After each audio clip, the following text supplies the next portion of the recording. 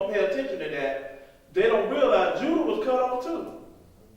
They think it's all about Israel being grafted back in. No, Judah and Israel both have to be grafted back in. What's your question, Koti? Another question, Moray Kasarawa asks, can you read John 17, 9 to 19? John 17, like Yahuah 17, 9 to 19.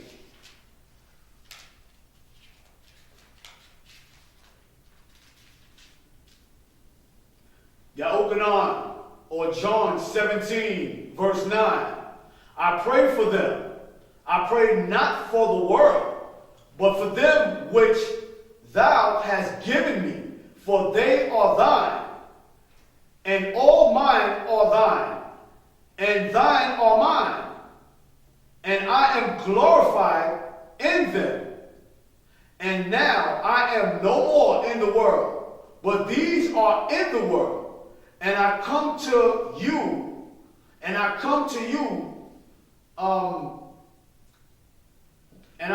you, spiritual Father, keep through thine own name those whom thou hast given me, that they may be one as we are.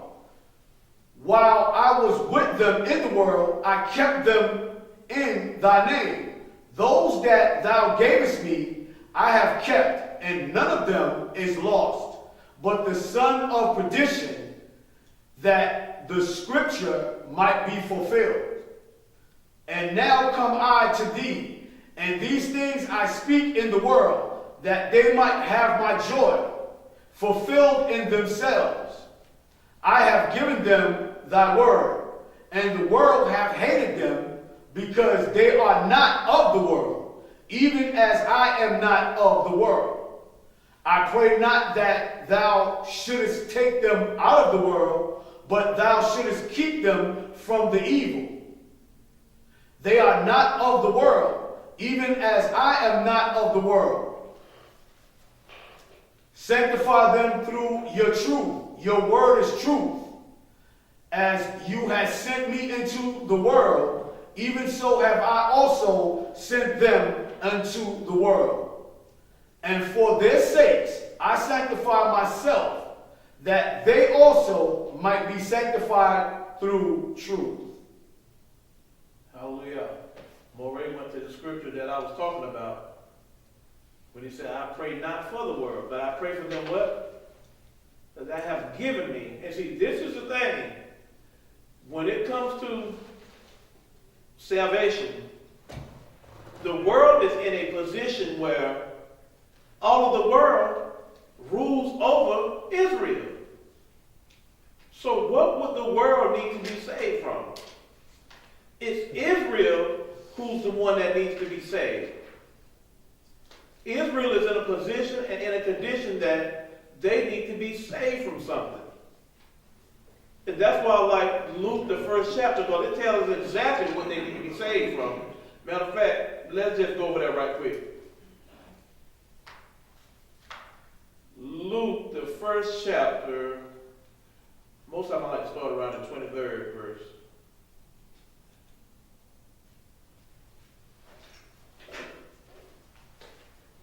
You want to start 23? Hold on one second. You said it was 23? The first chapter. First chapter. Oh.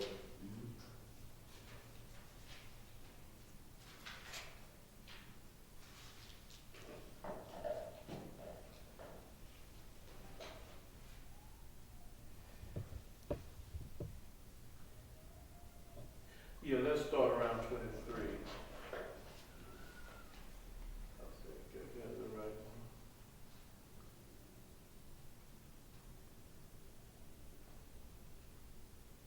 I'm ready. All right. Luke 1 verse 23. And it came to pass that as soon as the days of his ministration were accomplished, he departed to his own house. And after those days, his wife Elizabeth conceived and hid herself 5 months, saying, Thus have Yahuah dealt with me in the days wherein he looked on me, to take away my reproach among men. And in the 6th month, the angel Gabriel was sent from Elohim unto a city of Galilee named Nazareth, to a virgin espoused to a man whose name was Joseph, of the house of David, and the virgin's name was Mary. And the angel came into her and said, Hail, thou that art highly favored, Yahuah is with thee. Blessed art thou among women. And when she saw him, she was troubled at his saying, and cast in her mind what manner of salutation this should be. And the angel said unto her, Fear not, Mary, for thou hast favor with Elohim. And behold, thou shalt conceive in your womb, and bring forth a son, and shall call his name Yahusha. He shall be great, and shall be called Son of the Highest. And Yahuah Elohim shall give unto him the throne of his father David. And he shall reign over the house of Yaakov forever, and of his kingdom there shall be no end. Okay, so he shall reign over who? He should reign over the house of Jacob. The house of Jacob and all 12 tribes of Israel, or Yashra'al. And it said, unto his kingdom there's no what? There's no end. And I keep trying to show people, the nations have had their time, they've had their fun, and they are enjoying it. And we're supposed to let them enjoy it. Because Yahuah's kingdom is for who? Israel. And to his kingdom there's what? No end. When we go in the rule, we're ruling forever. Like we were supposed to do in the first place. The nation of Yashra'al is supposed to rule over the nation, and that their position is to rule over the nation forever. And this is what hurts people so bad when they have to read these things. But I was looking for that verse where he talks about saving Israel out from their enemies and out of the hands of them that hate them. I thought that was Luke 1 and something, but apparently it might not be. I thought it was like 1 and 60 something. But anyway, I'll find it. But what we see is the nation of Yashra'al, Mashiyach came to die for Israel. And this is why people don't understand. You have to get the right understanding of what's going on in this book. Now, when I get through with this lesson, I'm going into a lesson on Isaiah, the 53rd chapter. It's very important. We have to know why he died and what he has fulfilled. I think it's Luke 171. Oh, 171, I didn't go down far enough. So can you get that?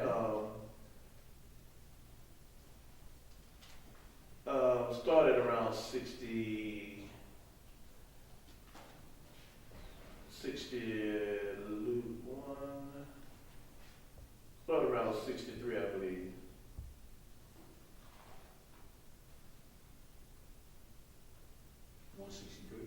No, it started at 67. 67?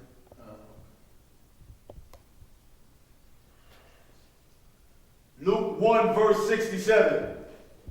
And his father Zechariah was filled with the Ruach, and prophesied, saying, Blessed be Yahuah Elohim of Yashra'al, for he hath visited and redeemed his people, and hath raised up an horn of salvation for us in the house of his servant David. Stop right there.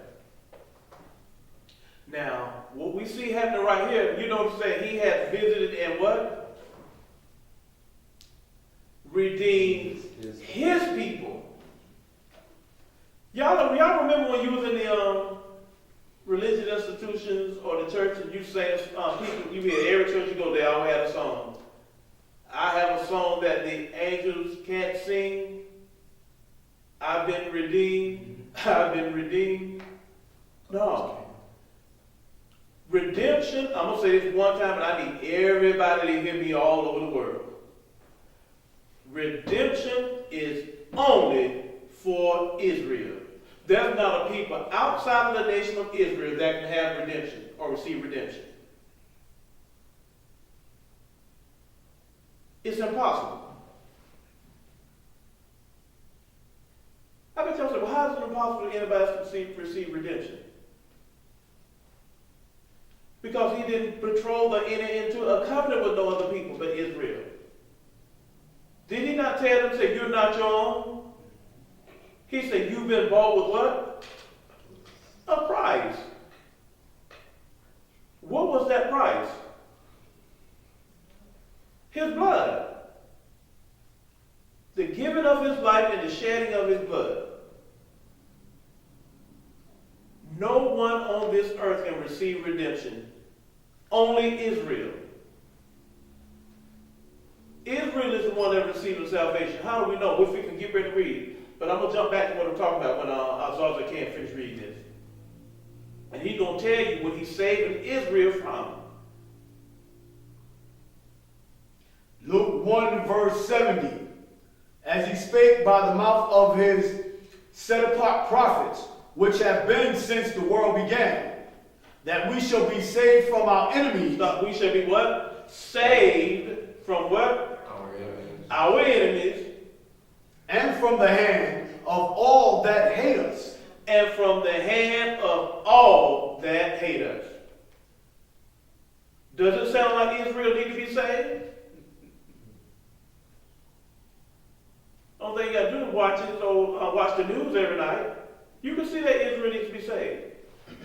Everybody hates Israel or hates the so-called African American or blacks and those in the Caribbean. All of those that were descendants of slaves, that's Israel, and everybody hates them.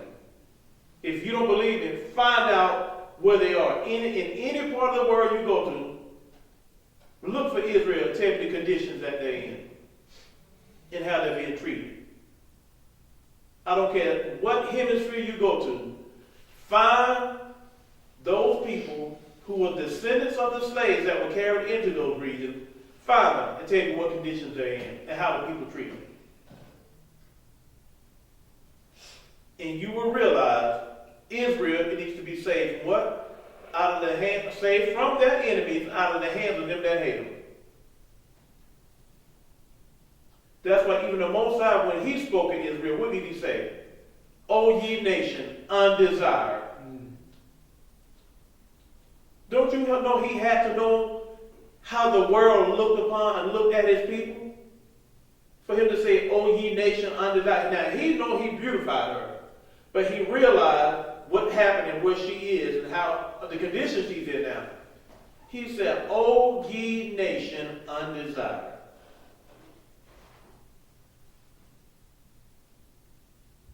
Now folks want to act like they got a problem with you now that they know you his people.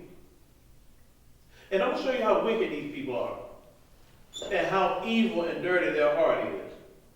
Do y'all not know, not one time when we were introduced to white Jesus through Christianity, we love white Jesus more than our own parents. We had no problem serving, no problem following. Now that we know that we're the children of Israel, now that we've read the book and found out that he's the same color we are, you tell somebody that he's a brown man or a black man, you will almost have to kill them.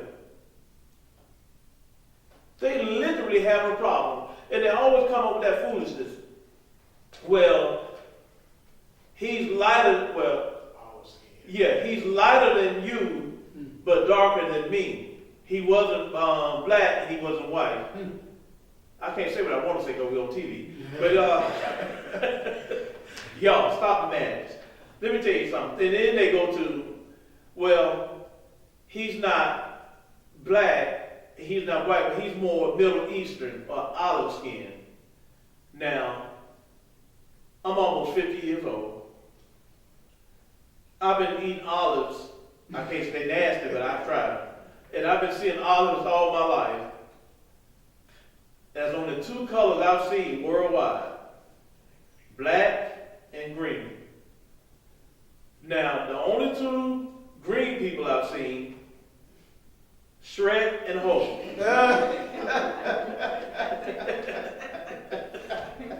Now, either Mashiyach is my color or the color of his people, or we're dealing with an alien, a Martian.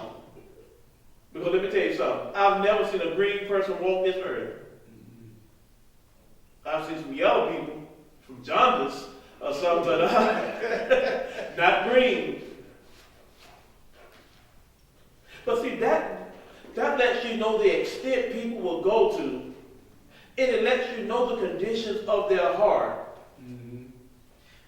That this man, it's okay as long as he's white, but don't you dare say he's black or even begin to think that he's black or what they call black.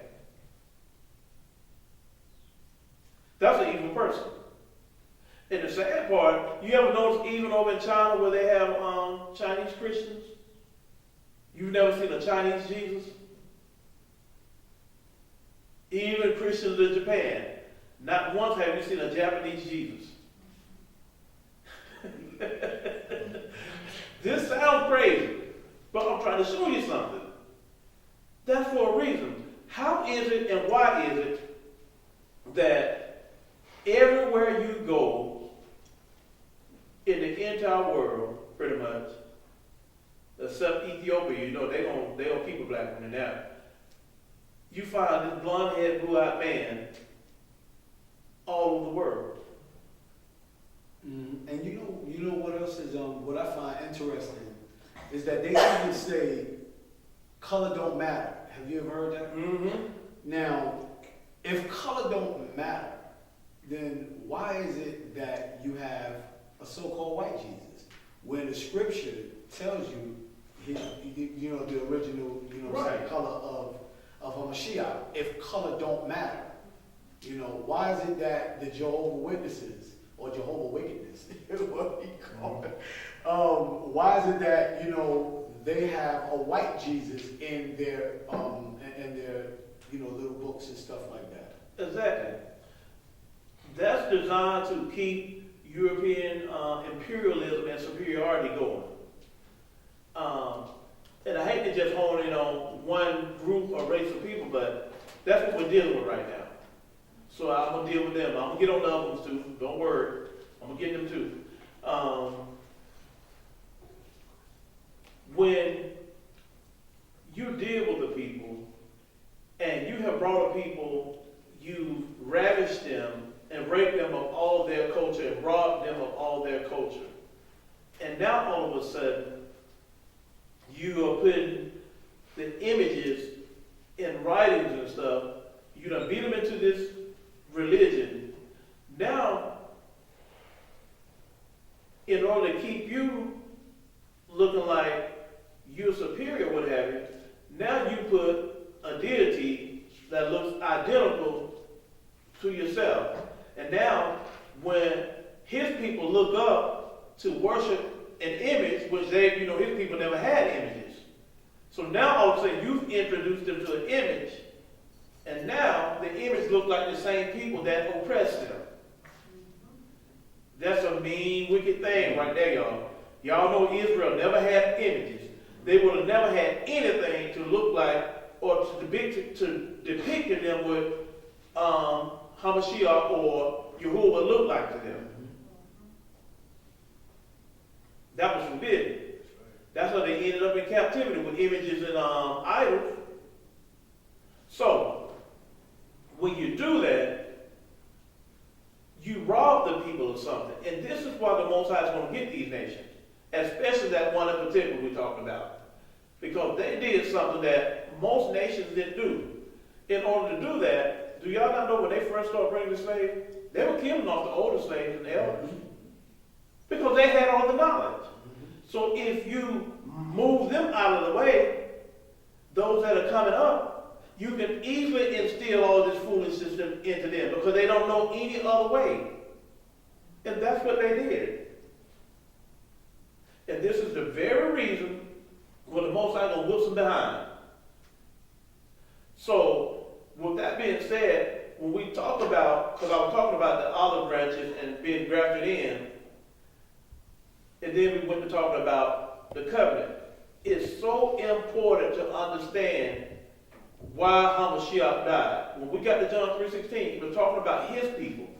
He had to die for his people. And with that, we have to understand the full works of Mashiyach and what he came to do. Because what happens is, when I listen to a debate or watch a video of somebody saying that Isaiah 53 is about Israel being the suffering servant, that lets me know that they don't understand what they read or what they're reading. And also, for someone who said they're Tanak only or Torah only, if you're going to say you're Tanak only and Torah only, make sure you have a thorough understanding of what you're reading in the Tanak or reading in the Torah. Because it's obvious from what I was listening to, they really don't understand. That's why I always say it's important. When you're going to read something like that, you have to look at these English words and go back to the Hebrew. And from what I was reading, everything that you read in Isaiah 53, if you go back and look at these English words in Hebrew, it's word for word of when you go back to Leviticus when it comes to the sacrifices and offerings. I mean, word for word, but you got to be able to correlate and go back to it. And so, when Mashiyach can't come tell you that he talking about this covenant, that he loved the word that he gave him, the Most High gave his only begotten son, why did he give his son? We know good and well he ain't just giving his son just to be given, just to die. If we're talking about a covenant that had been broken by the nation of Yashra'al, and we knew that something was required in that covenant, so for the establishment or the reinstating or renewing the covenant, would not the same thing be required? I've never heard something so stupid in all my days that Israel is the suffering servant. Don't you know if Israel was the suffering servant, there would not have been need to be a need for a Levitical priesthood with all the sacrifices? The whole purpose of the sacrifice was so something else could die, so the nation of Yashra'al wouldn't have to die. Does that make any kind of sense to y'all? Because the whole covenant was whoever broke it, they were to die in the same manner. And Yahuah was going to kill them. But Moshe intervened, and he said, no, don't kill him. And so Yahuah heard Moses, and what did he do? He gave them a maintenance system so they wouldn't have to die. But the innocent animals, they'll die in your stead. And this is going to work, and this is going to be in place until something comes along. It's a shadow of things to come. And that thing to come was Mashiyach.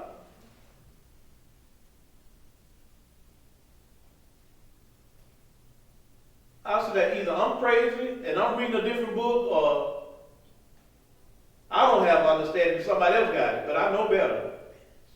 Okay. But I'm going to get off that. I'm going to digress and go back to where I was. But we're going to deal with that too. So, Zazakan got to read Luke, telling us what Israel was going to be saved from. What this world that's going to be saved, what they're going to be saved from. He done told us, I pray not for the world. He prayed for those that you have given me.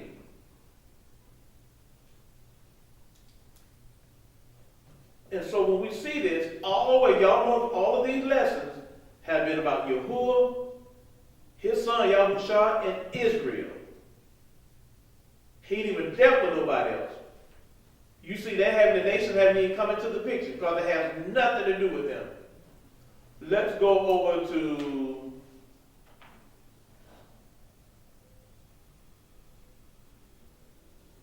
Yahuah 2 and 6.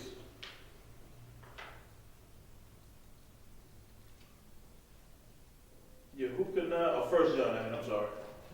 1 Yahuah 2 and 6.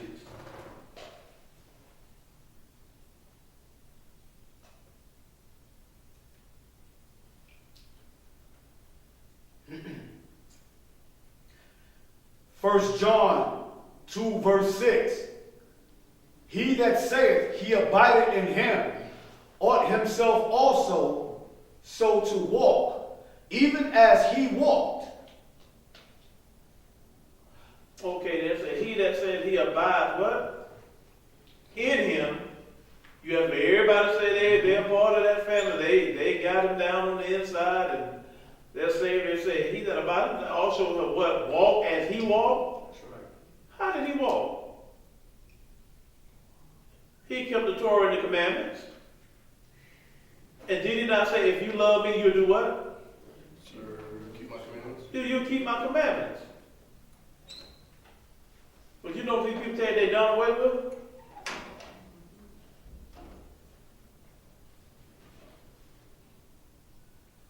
Let's go over to Revelation 5 and 10.